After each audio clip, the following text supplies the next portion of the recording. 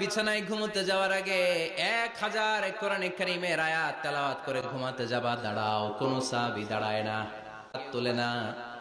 বিশ্বনবী বললেন, ও সাহাবারা, এবার বলো তোমাদের মধ্যে কে কে আছো সূরাতুত তাকাসুর পরে রাত্রে বিছানায় ঘুমোতে যেতে পারবা? এবার সব হাত উঠে গেছে। সুবহানাল্লাহ পড়েন। বিশ্বনবী বললেন, তোমাদের মধ্যে যদি কেউ রাত্রিবেলা একবার সূরাতুত তাকাসুর তেলাওয়াত করে বিছানায় ঘুমোতে যাও, আমল নামায় 1000 আয়াত তেলাওয়াতের সওয়াব দিয়ে দিবে কে? চিৎকার করে আল্লাহু আকবার। একবার রাতে পড়বেন 1000 কোরআনের আয়াত তেলাওয়াতের সওয়াব আমল নামায় চলে যাবে। পড়েন আলহামদুলিল্লাহ। আত-তাকাসুর, আত-তাকাসুর মানে সম্পদ নিয়ে, প্রাচুর্যতা নিয়ে, অর্থ নিয়ে বাড়াবাড়ি করা, গর্ব করা, অহংকার করা। সাহাবাদের মধ্যে দুইটা গ্রুপ, কথা বলতে বলতে